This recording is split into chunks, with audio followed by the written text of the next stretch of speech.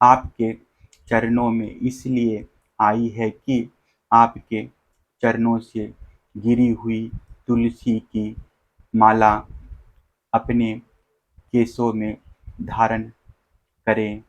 स्वामी, अब हमारे पति, पुत्र, माता पिता, भाई, बंधु और स्वजन संबंधी हमें स्वीकार नहीं करेंगे, फिर दूसरों की तो बात ही क्या है।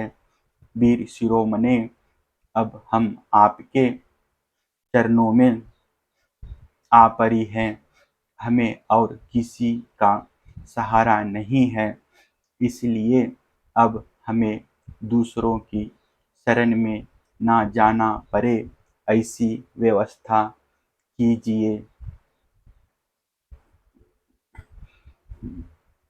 भगवान श्री कृष्ण ने कहा, देवियों, तुम्हारे पति, पुत्र, माता पिता, भाई, बंधु कोई भी तुम्हारा तिरस्कार नहीं करेंगे। उनकी तो बात ही क्या, सारा संसार तुम्हारा सम्मान करेगा।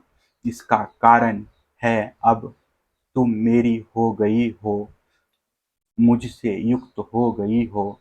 देखो ना, ये देवता मेरी बात का अनुमोदन कर रहे हैं।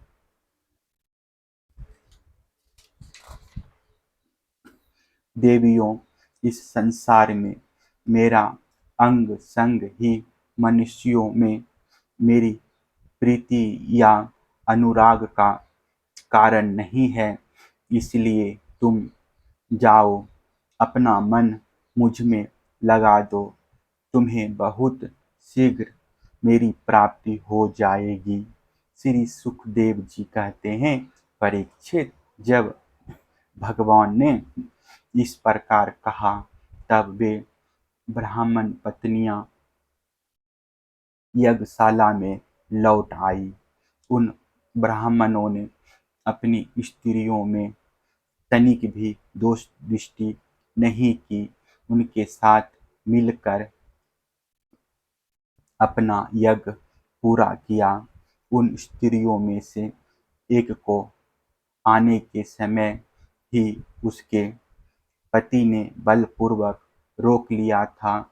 इस पर उस ब्राह्मण पत्नी ने भगवान के वैसे ही स्वरूप का ध्यान किया, जैसा कि बहुत दिनों से सुन रखा था। जब उसका ध्यान जम गया, तब मन ही मन भगवान का आलिंगन करके उसने कर्म के द्वारा बने हुए अपने शरीर को छोड़ दिया। शुद्ध सत्व में दिव्य शरीर से उसने भगवान की सानिध्य प्राप्त कर ली।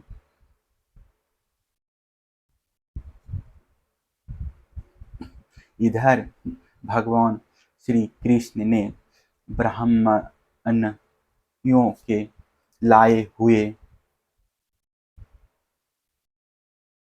उस 4 प्रकार के अन्न से पहले ग्वाल बालों को भोजन कराया और फिर उन्होंने स्वयं भी भोजन किया। परीक्षित, इस प्रकार लीला मनुष्य भगवान श्री कृष्ण ने मनुष्य की सी लीला की और अपने सौंदर्य, माधुर्य, वाणी तथा कर्मों से गौएं, ग्वाल बाल और गोपियों को आनंदित किया और स्वयं भी उनके अलौकिक प्रेम रस का आस्वादन करके आनंदित हुए। परीक्षित, इधर जब ब्राह्मणों को यह मालूम हुआ कि श्री कृष्ण तो स्वयं भगवान हैं, तब उन्हें बड़ा पछतावा हुआ। वे सोचने लगे कि जगदीश्वर भगवान श्री कृष्ण और बलराम की आज्ञा का उल्लंघन करके हमने बड़ा भारी अपराध किया है। वे तो मनुष्य की सी लीला करते हुए भी परमेश्वर ही हैं। जब उन्होंने देखा कि हमारी पत्नियों के हृदय में तो भगवान का अलौकिक प्रेम है और हम लोग उससे बिल्कुल रीते हैं, तब वे पछता पछता कर अपनी निंदा करने लगे। वे कहने लगे, हाय, हम भगवान श्री कृष्ण से विमुख हैं। बड़े ऊंचे कुल में हमारा जन्म हुआ। गायत्री ग्रहण करके हम द्विजाति हुए। वेदाध्ययन करके हमने बड़े बड़े यज्ञ किए, परंतु वह सब किस काम का? धिक्कार है, धिक्कार है। हमारी विद्या व्यर्थ गई, हमारे व्रत बुरे सिद्ध हुए, हमारी इस बहुज्ञात को धिक्कार है। ऊंचे वंश में जन्म लेना, कर्म कांड में निपुण होना किसी काम ना आया, इन्हें बार बार धिक्कार है।